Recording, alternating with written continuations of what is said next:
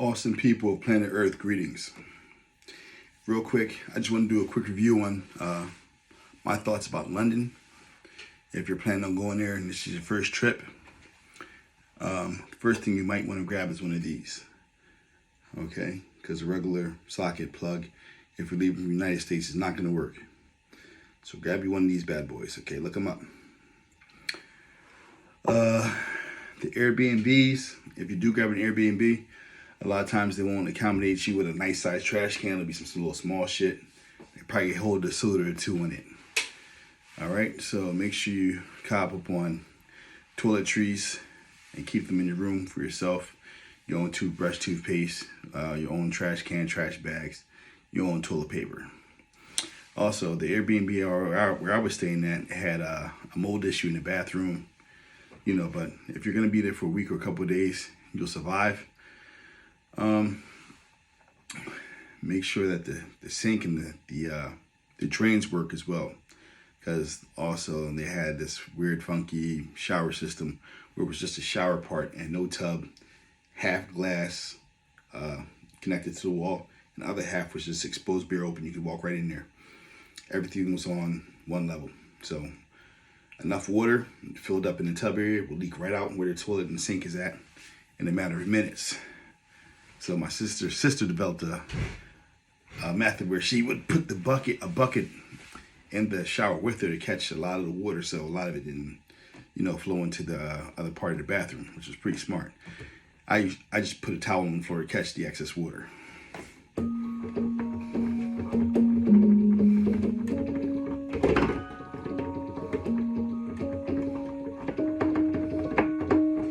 If you're planning on eating there, the food is very good. They have something called the English breakfast, which is French fries, beans, bacon-like product, and a sausage.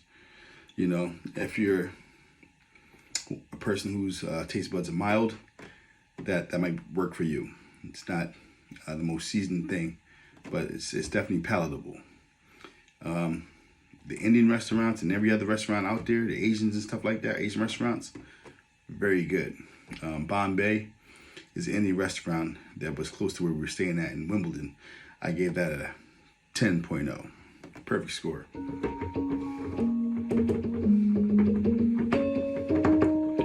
Great food, great hospitality. The food came out hot, delicious, perfectly seasoned. Everything was so flavorful and delicious.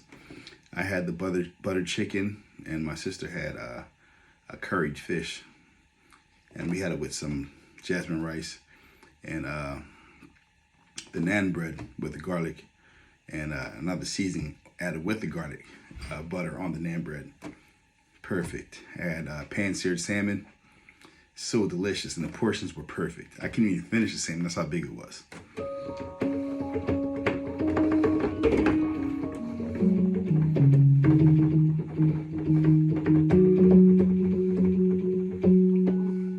Moving around was quite easy. Everything was accessible. They have buses that run literally like every 2 minutes. There's a fucking bus coming. You can hop on the bus and get anywhere. Any train station. The train stations are fantastic, always running. And there's 1,000 different ways to get to where you want to get to. So do your research. Go on Google. Find out the bus routes, how they run, and the train systems as well. Trains are very clean. The streets of London were very clean and pristine. Let's talk about the people now. In certain areas, you have certain types of people. My favorite, I'm always accustomed to the hood. I love them. They keep it straight, keep it real with you 100%. The hood don't play around.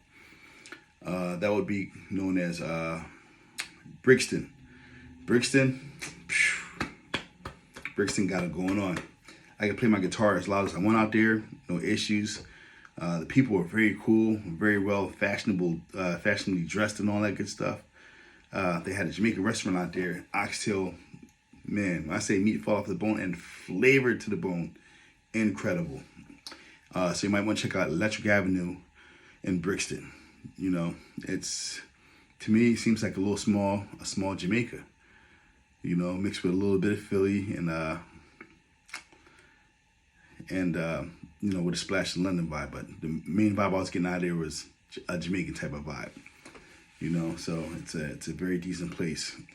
Places where you might not want to go, you know, if you're brown, colored, or another ethnicity besides European, Camden, certain parts of Camden. So I was met up there with some, you could smell the racism in the air, you know, snobby attitudes and all that good stuff. Whatever. That part was definitely not for me. If you ask people for directions, they look at you like you're trying to steal something from them.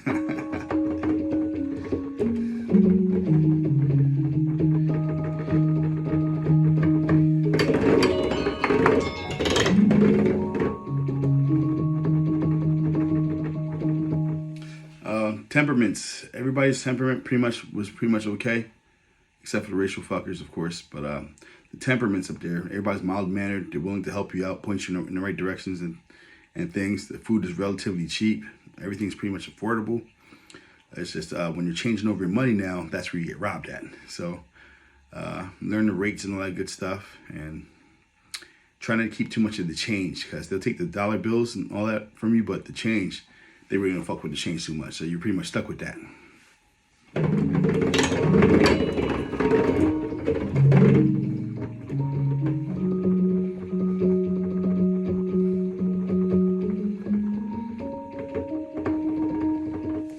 Leaving from Philadelphia to get to London will take you approximately about 6 hours.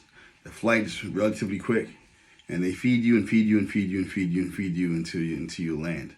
So if you're going, I would suggest going by American Airlines or British Airlines. Service, I'm going to give them a 9.0. British Airways food was a little bit better than American Airlines, well, a lot better. So I'll give British Airways food, I'm going to give them an 8.0 versus American Airlines food, which I'll give a 5.0.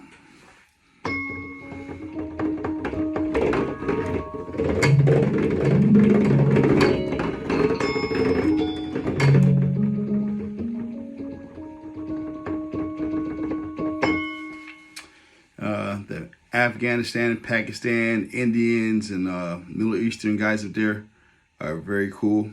All the cool people that I met out in London. They seem to be some of the coolest folk out there and the most welcoming. France. Those bald-headed fuckers, I'm going to say 40-something and over. Not all of them, but there's a good majority of them who are whipped. I got a heavy slavery vibe off of those guys. They hate other black men that look different than how they look. They will treat you like shit. Behind bulletproof glass, of course. You know, they're quick to flee you off. You know, if they don't understand or they can't help you, they don't want to help you, they don't even fucking try to help you. I tried my best not punching those fuckers in the face. But once again, they're behind bulletproof glass, and, you know, I don't really know the laws of the land. So, you know, I spazzed a couple times a little bit because it's outstanding. Those bald, middle-aged French fuckers are fucked up. But everybody else pretty much has it going on. The younger generation is cool, you know, and France seems like more of a party town. The Eiffel Tower is very nice. So many people, so many different ethnicities, just out there having a good time. You could feel the love in the air. Getting there, the trains, if you don't know how to speak French, it can be a little tiny bit frustrating, but, you know, I'm saying there's a lot of people that's out there that does speak English, you know, and sometimes the French people, even though they don't understand what you're saying, they'll just look at you, stare in the face. Hey, how do I get to so-and-so? And they're just like, huh? And they just stare at you. And they'll just allow you to keep talking, I guess, because maybe they like your accent, or maybe they like the way that you look. But they're comfortable with letting you talk into their face, and they won't know a damn thing what you're talking about, where you're trying to go, or even how to help you. They just enjoy staring and listening to you. So after 2 or 3 seconds, move along until you find the appropriate agent who can help you get to where you need to get to.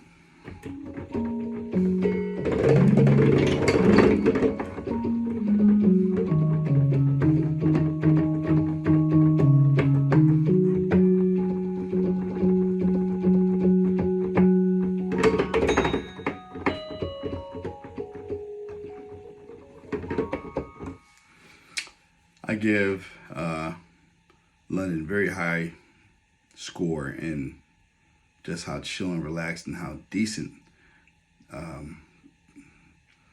maintained, well kept businesses. You know how they kept their places clean, inside and outside. The politeness of the majority of the people, the overall atmosphere. I want to give London a 9.0. And I was there for about a week. So the train systems and buses are very easy to learn. It's not hard at all. Once you get it down, then you're pretty much, good to go all over the place. The bars and the club scenes, very nice, no fights. The most thing that you'll probably see, if you do see anything, there'll be arguments. And the cops pull up and, they tell the guy to leave, and the guy, they leave. No one, does too much fighting. No, it was really no crime out there. No shooting, no none of that. No ruckus. It was like no beat downs. I ain't seen no gang violence, none of that. I heard about the stuff going down, but I didn't experience any of it. Would I go back to London? Absolutely. Do I plan on going back to London? Absolutely. Next, I would like to hit Amsterdam and Germany.